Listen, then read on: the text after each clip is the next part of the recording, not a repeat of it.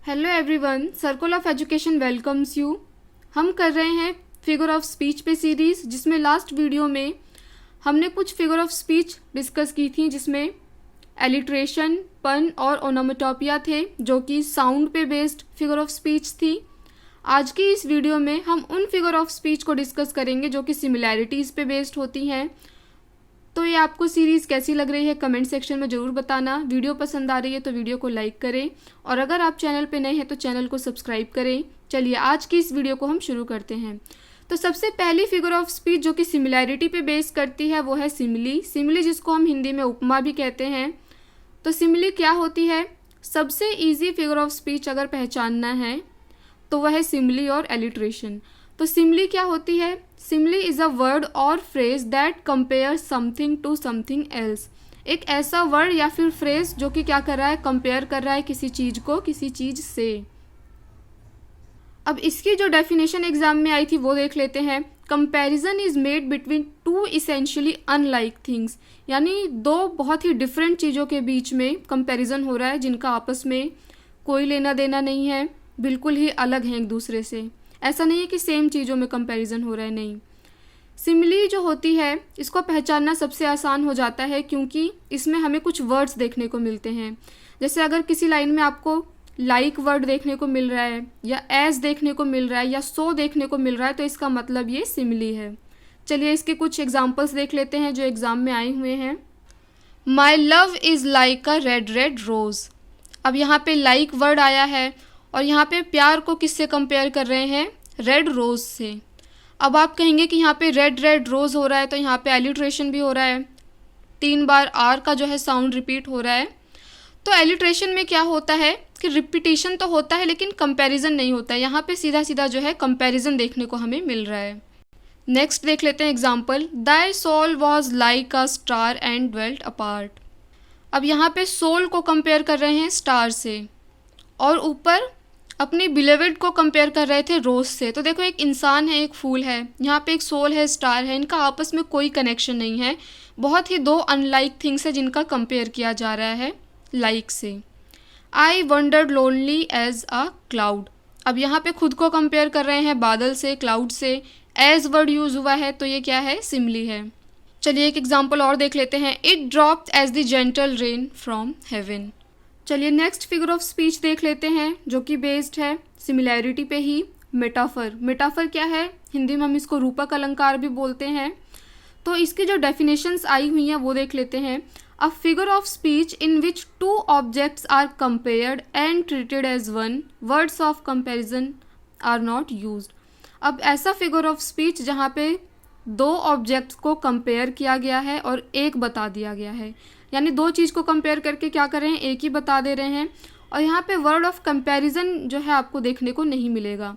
जैसे सिमिली में तो आपको एज लाइक देखने को मिल गया था, लेकिन यहाँ पे ऐसा कुछ भी देखने को नहीं मिलेगा। दूसरा डेफिनेशन देख लेते हैं। Comparison is made between two unlike quantities without the use of the words like और एज इज टर्म्ड मेटाफर। तो जैसा कि अभी मैंने बताया कि इसमें जो है वर्ड ऑफ कंपैरिजन यूज़ नहीं होता है। एज लाइक ये सब हमें देखने को नहीं मिलेगा, सिर्फ कंपैरिजन देखने को मिलेगा। और मेटाफर क्या है? ये भी एग्जाम में एक बार आ चुका था ये definition. Metaphor is an implied simile. इसमें क्या होता है कि एक चीज़ को हम दूसरा ही बता दे रहे हैं, ये कंपैरिजन नहीं कर रहे हैं, सीधा क्या कर रहे हैं हम कि हमने एक चीज़ को दूसरा बता दिया। ये नहीं बताया कि ये इसकी तरह है। अगर हम किसी चीज़ को किसी की तरह बता रहे हैं तो वो सिमिली है, और किसी चीज़ को कुछ और ही बता दे रहे हैं तो वो क्या है? मेटाफर है। चलिए एग्जाम्पल देख लेते हैं। Life is a dream. अब यहाँ पे लाइफ को क्या है? ड्रीम बता दिया है। अगर यहाँ पे लिखा होता life is like a dream तो वो सिमिली हो जाता, क्योंकि वहाँ पे हम जिंदगी को सपने की तरह बता रहे हैं। यहाँ पे हम जिंदगी को ही सपना बता दे रहे हैं। चलिए देखते हैं और examples. Life is not a bed of roses. जिंदगी क्या है? बेड नहीं है रोजेस का। Life is but a walking shadow. जिंदगी क्या है? वॉकिंग शेडो है। वॉकिंग शेडो की तरह नहीं है, बट क्या है? वॉकिंग शेडो ही है। एक चीज़ को दूसरा बता ही दे रहे हैं। और एग्जाम्पल्स देख लेते हैं। Revenge is a kind of wild justice. Revenge क्या है? वाइल्ड जस्टिस है। Camel is the ship of desert. Camel यानी ऊँट क्या है, जहाज है रेगिस्तान का। यहाँ पे ये नहीं बोल रहे हैं कि ऊँट जो है जहाज की तरह है रेगिस्तान के लिए, नहीं, तरह नहीं है बल्कि क्या है, खुद जहाज ही है। और एग्जाम्पल देख लेते हैं, life is a tale told by an idiot. अब यहाँ पे लाइफ को टेल बता दिया गया है, टेल की तरह नहीं बताया है। और एग्जाम्पल देख लेते हैं, he has a stony heart, मतलब उसका दिल पत्थर की तरह नहीं है, पत्थर दिल ही है। तो उम्मीद है आपको सिमिली और मेटाफर में जितनी भी कन्फ्यूजन आज तक होगी वो सब क्लियर हो गई होगी। नेक्स्ट है एलिगरी। एलिगरी क्या होती है, एक स्टोरी है, एक प्ले भी हो सकता है, एक पिक्चर भी हो सकती है। एलिगरी में क्या होता है कि एक कैरेक्टर जो होते हैं या फिर जो इवेंट होते हैं वो क्या होते हैं, एक सिंबल की तरह काम कर रहे होते हैं। ईच कैरेक्टर और event is a symbol representing an idea और a quality such as truth, evil, death. तो इनके जगह पे जो है सिंबल्स यूज़ किए जाते हैं जो कि हिडन मीनिंग को रिवील करते हैं। जैसे फेरी क्वीन जो थी एडमंड स्पेंसर की, उसमें काफ़ी सारे ऐसे कैरेक्टर्स थे जो कि सिंबल की तरह यूज़ किए गए थे, जो कि रिप्रेजेंट कर रहे थे किसी और चीज़ को। तो ये एलिगरी का बेस्ट एग्जाम्पल है। एलिस इन दी वंडरलैंड भी जो है एलिगरी का बहुत ही अच्छा एग्जाम्पल है। तो एग्ज़ाम में जो है इसमें ज़्यादातर डेफिनेशन ही देखने को मिलती है, तो वो क्या होगी, इन विच ईच कैरेक्टर और event is a symbol representing an idea और अ क्वालिटी।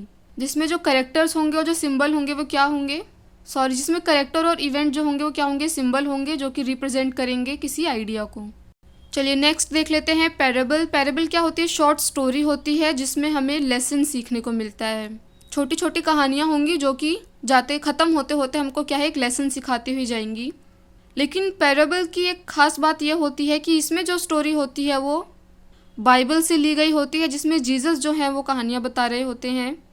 और पैराबल जो होती है वो क्या करती है, एनफोर्सेस मोरल एंड रिलीजियस लेसन। इसमें हमें मोरल और रिलीजियस लेसन सीखने को मिलते हैं। It is usually short fictions story that illustrate a moral attitude और religious principle. Short fictitious story होगी यानी फिक्शन होगा जो कि इलस्ट्रेट करेगा, जिससे मोरल और रिलीजियस प्रिंसिपल की सीख हमें मिलेगी। वो क्या होगा, पैराबल होगा।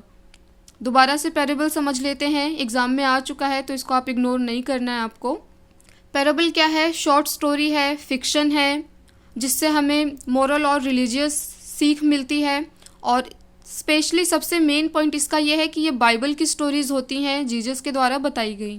चलिए नेक्स्ट फिगर ऑफ स्पीच देख लेते हैं, फेबल। फेबल क्या है, एक नरेटिव फॉर्म है और इसमें क्या है, जानवरों को दिखाया जाता है और जानवरों को ऐसे दिखाया जाता है जैसे कि इंसानों को हमको दिखाया जाता है किसी सीरियल या किसी शॉर्ट स्टोरी में। तो यहाँ पे जानवर जो है वो इंसानों की तरह बिहेव करेंगे, उनको इंसानों की तरह हर चीज़ करते हुए दिखाया जाता है, वो इंसानों की तरह बोलते हुए नज़र आते हैं। इसका बहुत ही फेमस एग्जाम्पल हम पंचतंत्र की कहानियाँ ले सकते हैं, जहाँ पे सारे ही जो जानवर हैं हमें बोलते हुए नज़र आते हैं। और फेबल का क्या पर्पस होता है, told in order to highlight human follies and weakness. जो इंसानों की कमजोरियाँ होती हैं, बेवकूफ़ियाँ होती हैं, उनको जो है हाईलाइट करने के लिए फेबल का जो है यूज़ किया जाता है। तो फेबल और पैराबल में आपको कंफ्यूज नहीं होना है। पैराबल में जो स्टोरी है वो बाइबल से ली गई है, सीख देने के लिए दी गई है, मोरल और रिलीजियस लेसन्स के लिए है। लेकिन फेबल में क्या है कि जानवरों को दिखाया गया है इंसान की तरह बोलते हुए, और ये हाईलाइट करती है ह्यूमन फॉलीज और वीकनेस को। तो चलिए आज की इस वीडियो को हम यहीं कंप्लीट करते हैं। आपको ये सीरीज़ कैसी लग रही है कमेंट सेक्शन में बताएं। नोट्स समझ आ रहे हैं तो वीडियो को लाइक करें, और अगर आप इस चैनल पे नए हैं तो चैनल को सब्सक्राइब करें। Thanks for watching this video.